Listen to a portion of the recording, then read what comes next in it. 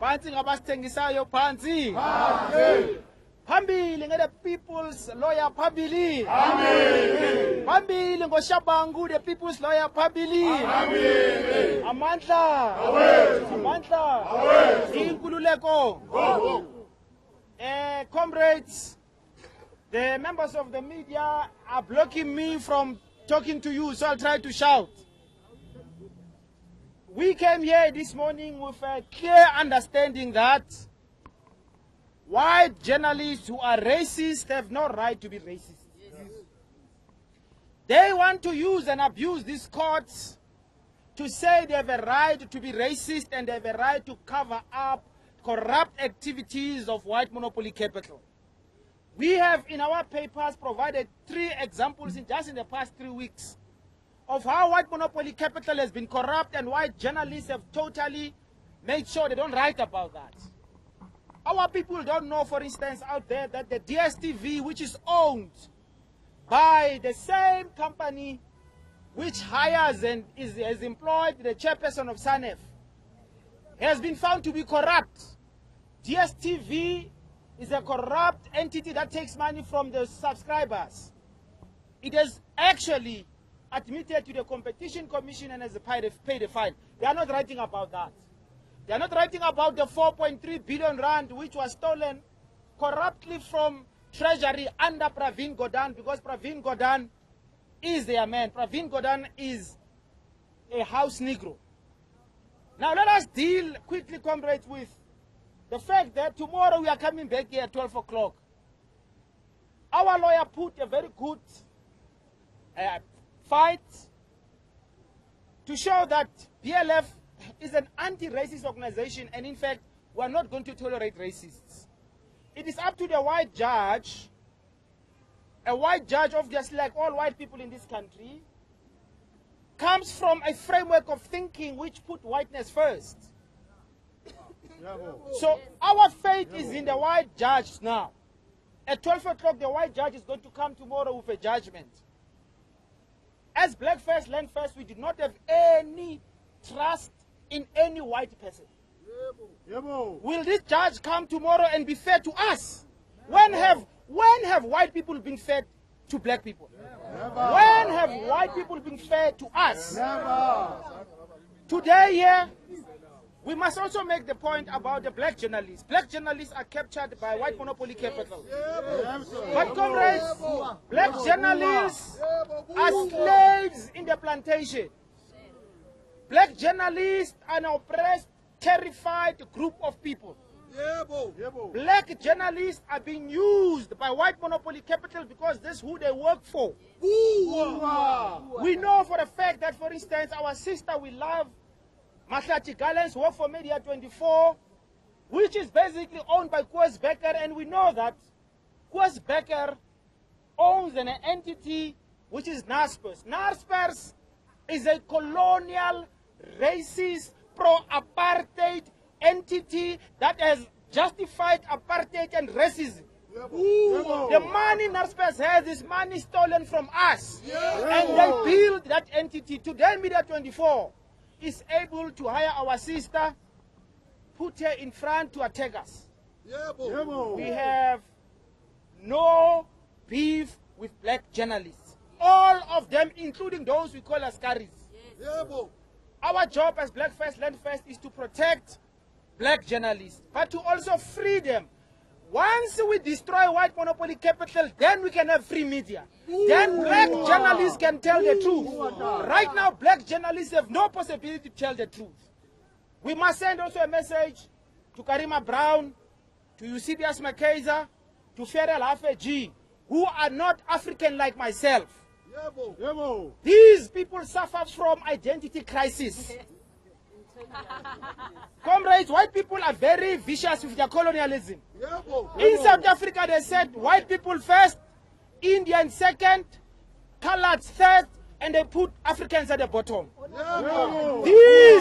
These sisters and brothers I've mentioned, they believe they are white. They are lost, comrades, and this is a dangerous situation.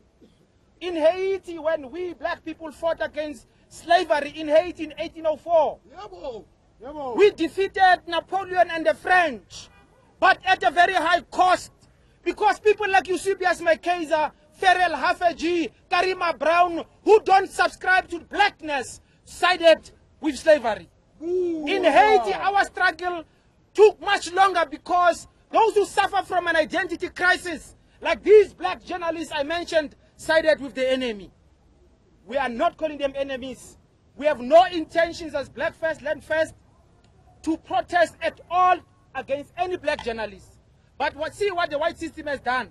They have put our brothers and sisters in front. White people are trying to cause a black-on-black violence between us and the black journalists. We subscribe to freedom of the press. We subscribe to freedom of expression. But we do not subscribe to anyone promoting racism and covering up corruption of white monopoly capital. It makes no difference to us what tomorrow's judgment says. We are going to continue to protest against any racist journalist. We are not going to stop. And we know the reason they're all worked up the way they are is because BLF has won the battle to get ABSA to pay back the money. Peter Bruce, we said, when I tweeted, you're going to have a heart attack, Peter. And you know, I understand you got a heart attack. That was not I was not being literal. I said, ABSA must pay back the money. Because Peter Bruce is one of those white people who don't want ABSA to pay back the money. All I said was, Peter Bruce, you're going to have a heart attack because we know the evidence is against ABSA. ABSA is going to have to pay back that money. And indeed, the public protector. So Peter, you are from London. You must wait. I must finish talking.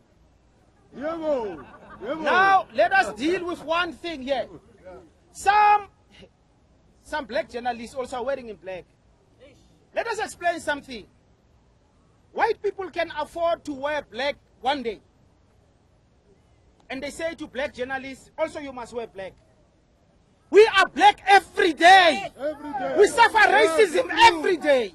We don't have our country. It is in the hands of white people who every single day benefit from the wealth of our country, and our people are suffering. We are black every day. We are black every minute. We are black every second. We don't have the luxury of one day to put a black armband or to put black something because this country is against our people. We are black every day and we suffer every day. White people today are appropriating our blackness, wearing in black. They stole our land. Now they are stealing our blackness to perpetuate racism.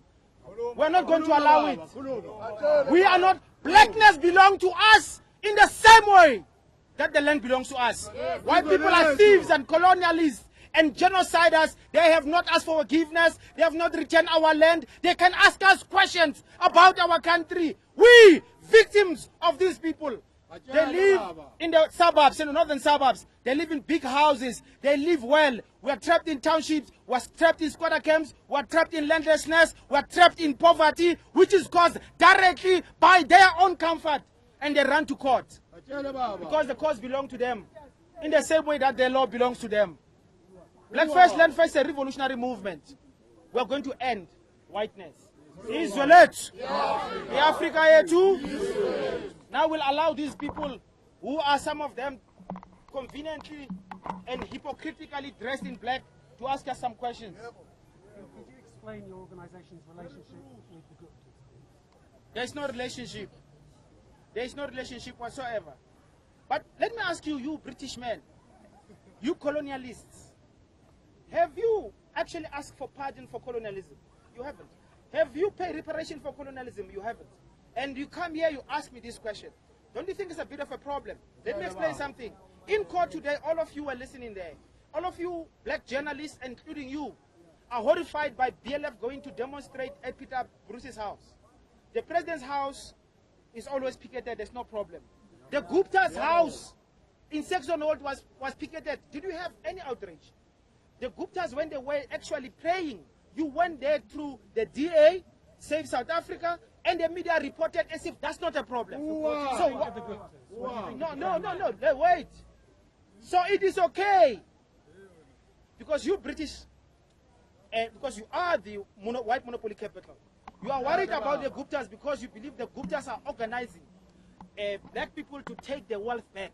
That is why you are organizing all this attack against the Guptas. Because you believe the Guptas are supporting President Zuma, and you believe the Guptas that has brought the mining charter, you believe the Guptas that talk about radical economic transformation. Therefore, you have a serious interest to undermine the Guptas. And what do you think about them, sir? And what do you think about the allegations made against them contained in these emails? What emails? Even they say I've got my emails there. Let me tell you this. If the Guptas have done anything wrong, take the evidence, go to the police, open a charge, let them be treated like that. Don't run this kind of... You are running a campaign against the Guptas because the Guptas are the only version of black capital which is standing up against you. That is the only reason. And we understand that. You'll manufacture news. You're doing it everywhere. In South Africa, as we say in our papers, white journalists supported apartheid. What makes us think now you're not supporting racism? Of course you are. You talk of war on your website. What do you mean by that? War?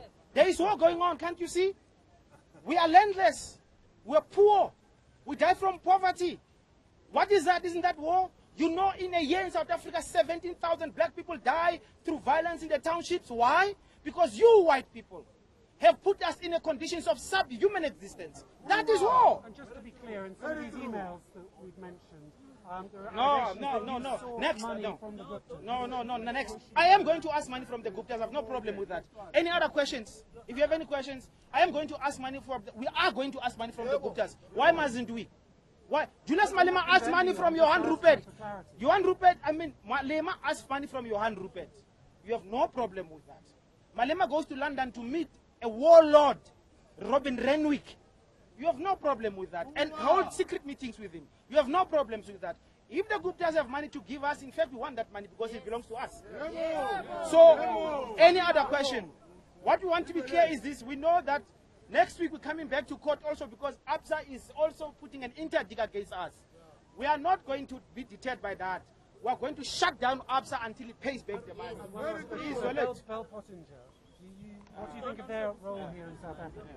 No, you see, you, British guy, London guy, I told you, I'm not talking to you anymore. So shut up. Let's get other people. Any other people? Okay, Israel too? Africa too?